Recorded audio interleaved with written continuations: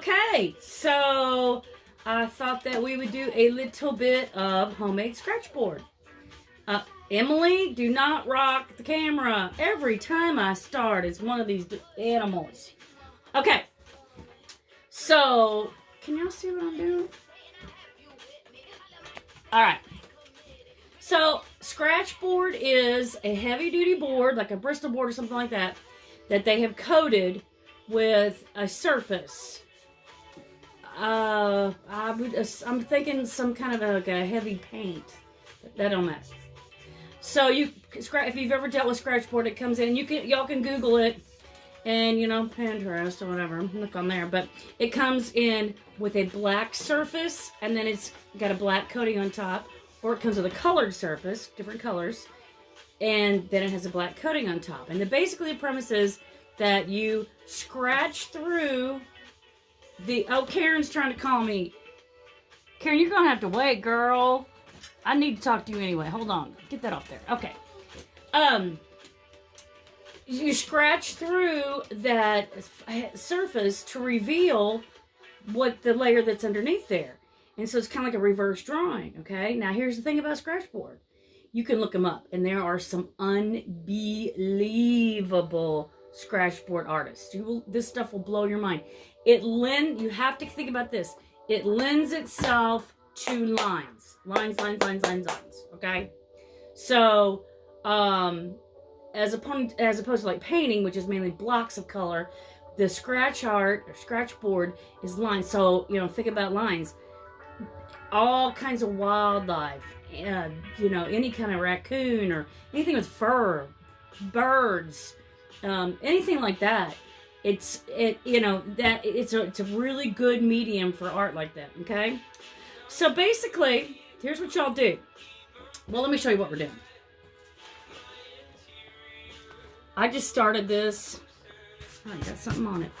I started this, yesterday, but anyway, I just started like a real simple little, like a dandelion drawing, I don't know, whatever, but that's Scratchboard. This is not. This is what I'm going to show y'all, okay? So first thing you need to do, you need crayon, and you need to go try probably construction paper because it's a little bit heavier, or cardstock. You could probably use cardboard if you had it. I don't think I would use regular paper on this, though. I think that would be a little bit too flimsy, okay? So, then you're going to take... Now, you can... Let's go to this part first. Okay, so you're going to cover the entire paper with heavy, heavy, heavy crayon, okay? I mean heavy. When you think you have it heavy, just get it on there, because what you want to do is you want to create that waxy surface. You're going to paint over the top, and you have the waxy surface, and you're going to scratch the paint off, and the paint is going to reveal these colors underneath. Now, if you get carried away and you scratch too hard, you're going to go down to the paper. You don't want to do that. Also, if you do not cover this paper really heavy duty with the crayon, what happens is these little spots in here that you've not gotten covered good, the paint's going to go through and stain it. It's going to be painted black. So you have big black spots on it. You don't want that. Okay? So, before you start this process, you can kind of coordinate your drawing according to where you want colors. If you want to coordinate, so this is going to be like a landscape, and you want this area to be, more of grass and green, more traditional, whatever, and you want like a sun up in here, then you can coordinate those colors. Well, this will be green, this will be orange, this will be red, or you can just do random like I did. I left the top part of this go so y'all can see what it looked like, okay? And then it's just kind of, a surprise or whatever.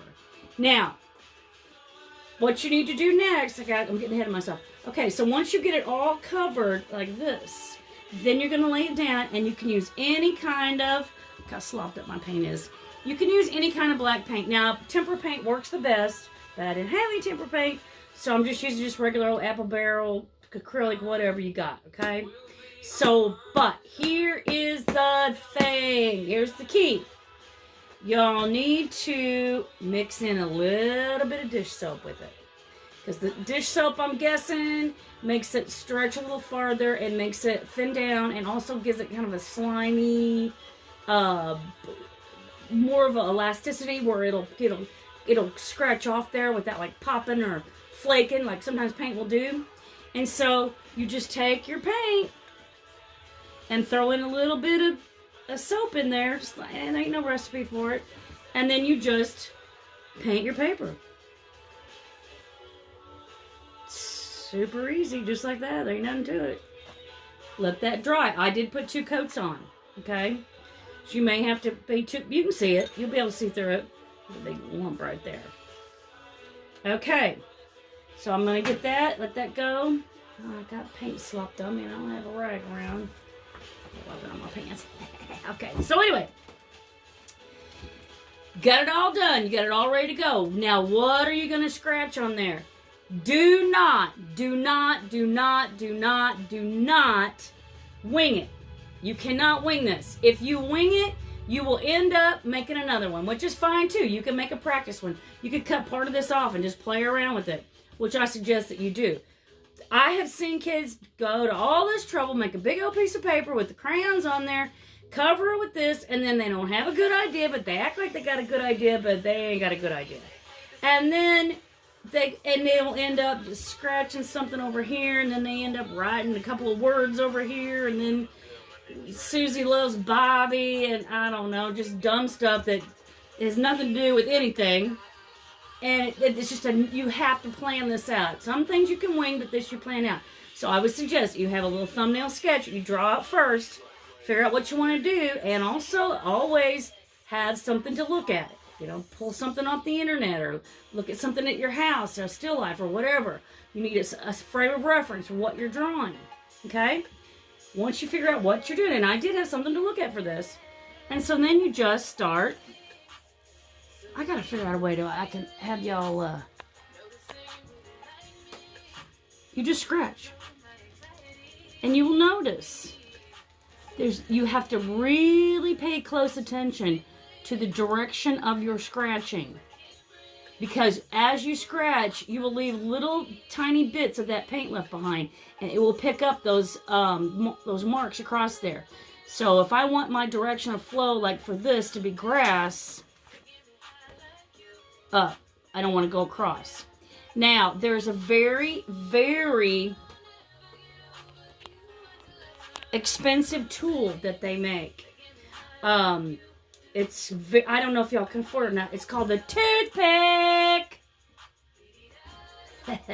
Here you go, toothpick, perfect.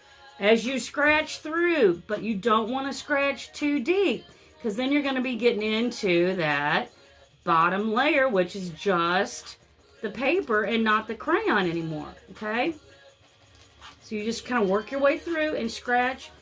And of course, obviously, the bigger the area that you scratch off, the more color you're going to see, okay? You could also make another expensive tool. My kids always think these are shanks when they're new and they come and they're like, oh, look what I found. Somebody made this. And I'm like, yeah, it was me. Yes, I just took a thumbtack and I taped it onto a pencil. Instant scratch tool, okay? Whatever works for you. And these kind of can become addictive. They're fun to do. You can do all kinds of stuff with it, okay? Now, I will say that the homemade Scratchboard you can't get quite as intricate with some of your lines because it's not commercial quality, so whatever. But these are super fun, and it's just a different way to draw. It's kind of almost like a backwards thinking, and it's really fun to do when you have like all these different colors in here, and you're like, oh, look, I got yellow grass all of a sudden, isn't it? Wait, hold on, there's blue. Okay, so that's homemade Scratchboard. I keep telling you I'm going to do macrame, but I'm trying to find my macrame stuff. So, what else? Oh, I know. Don't you love the smell of crayons? Oh. If they made crayon in an oil, crayon perfume, I might get rid of the patchouli. Oh, God, you kids will be out there trying to figure it out to get rid of the patchouli, won't you? Anyway, that's it. Here I am clapping again. That's all I do is clap. Hope to see y'all soon. Love ya. Email. I'm tired of that email, you know. Why don't y'all go buy a carrier pigeon and tape a little note to its leg and have it, train it to come to my house. And maybe that way I'll hear from you. Out!